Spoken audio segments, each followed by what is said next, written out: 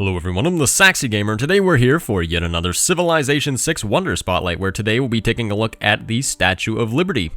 First off, I'd just like to apologize for not uploading any videos in a while, because for a while there I was sick, and then I was doing some traveling, and then I was still sick, so I've been, a little bit out of it lately, but now back to things. Should be normal, uploading every week. Hopefully I'll have a stream this Saturday. I should be able to, but I'm not 100% sure, just because it is spring break time, so I'm not exactly sure what the deal is with that, but we'll see. And I also might stream today, I will let you know, but probably not. But probably on Saturday we'll be able to stream again, so be looking out for that. And always, stay up to date with streams by joining the Discord. The link is in the description below. But anyways, let's go ahead and get on to things with the Statue of Liberty. So, Statue of Liberty is a wonder that was added with the Rise and Fall DLC, and then it was changed a little bit in Gathering Storm. So, depending on which version of the game you have, if you have Gathering Storm or not, this wonder might have a different effect, and we'll talk about that whenever we talk about this wonder's abilities. So, Statue of Liberty is unlocked with the civil engineering technology. This does make it an industrial era wonder, like all the other ones we've been talking about recently.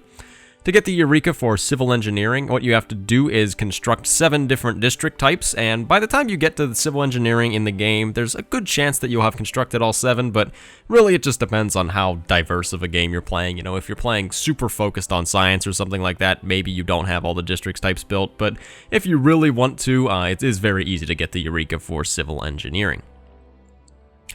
As far as the building requirements for Statue of Liberty are concerned, they are mostly simple. They're pretty standard for like the ocean wonders, and that's that it has to be on the coast and adjacent to a harbor district. So these are pretty easy to satisfy as long as you have a coastal city with a harbor. You're probably going to have at least one tile that is adjacent to that harbor that you're able to put this wonder on.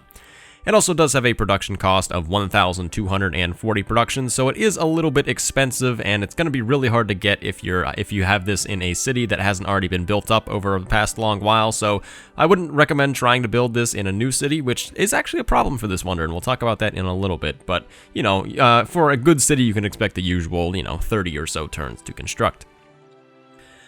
Let's go ahead and talk about the bonuses that you get from Statue of Liberty, and as I mentioned before, there are different bonuses based on whether you have Rise and Fall or both Rise and Fall and Gathering Storm. So if you just have Rise and Fall, this wonder will grant 2 settlers, and it will also make it so that all cities within 6 tiles are always 100% loyal, and that second ability is true for both of the versions of this wonder in both of the expansions. But if you have Gathering Storm, you won't get 2 settlers, but you will instead get 4 diplomatic victory points, and then still, as I mentioned, all cities within 6 tiles are always 100% loyal.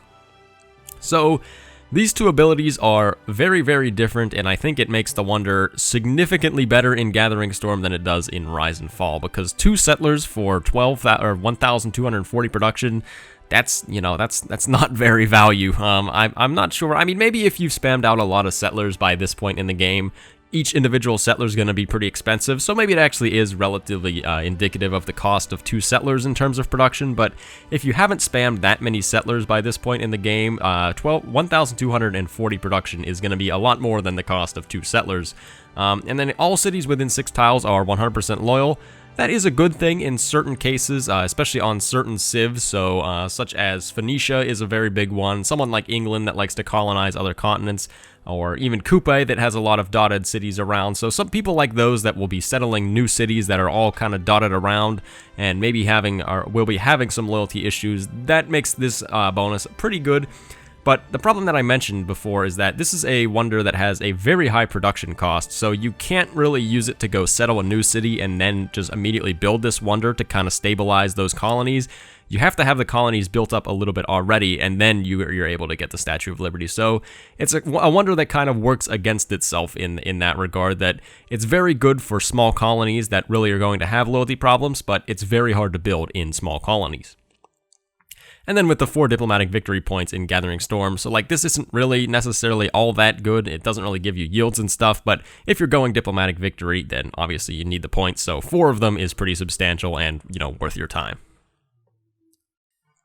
So now let's go ahead and give this wonder its ratings. If you're new to the series, all that you need to know here is that these ratings go on a 1 to 5 scale, with 1 being the worst and 5 being the best. So For its overall rating, I'm going to give it 2 different ratings based on Rise and Fall and Gathering Storm. So if you're playing with just Rise and Fall, you don't have Gathering Storm, then I think that this wonder deserves a 1. It is easily one of the worst wonders in the game.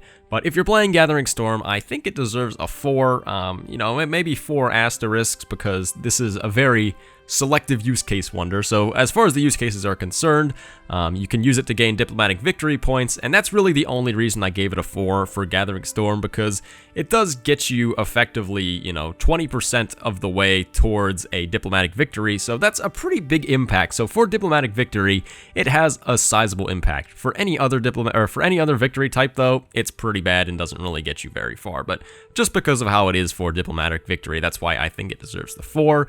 And for Rise and Fall, 2 settlers, and then the loyalty thing is just so absolutely garbage that it's, unreasonable, especially compared to, something like Roar Valley or Big Ben or other wonders that are nearby in this era.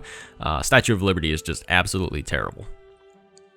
The other use case, though, is, as I mentioned, to stabilize a colony that's having loyalty issues, but once again, as I mentioned, it's a little bit of a catch-22, because if you have a colony that is having loyalty issues, chances are that colony is probably pretty small, and thus you're not going to be able to build Statue of Liberty before the AI, so it doesn't really do you much good. As far as the difficulty rating for this wonder is concerned, I think that it deserves a 4. The AI do actually like to build it, I think just because it has pretty easy building requirements, and on Deity, anytime there's a wonder that has easy building requirements, the AI will build it, and the Statue of Liberty is no exception to that. So if you are going to build this wonder, you have to be pretty aggressive towards it. And for its consistency rating, I think that it deserves a 3. I mean, in pretty much every single game, it's going to do exactly what it says. Whether or not that's going to be useful for you in a game, though, that's a different story, because, as I mentioned, 4 diplomatic victory points when you're going for science victory means literally nothing. It's pretty much useless. But 4 diplomatic victory points if you're going for diplomatic victory is pretty good. So for just that inconsistency in how useful the bonuses are, depending on what type of game you're going for, I think that that's why this wonder deserves a 3 in its consistency. So thank you everyone for watching. I have been the Saxy Gamer. If you enjoyed the video, feel free to like. If not, feel free to dislike. If you're looking for some more Civilization 6 content, feel free to subscribe. Thank you for watching, and goodbye.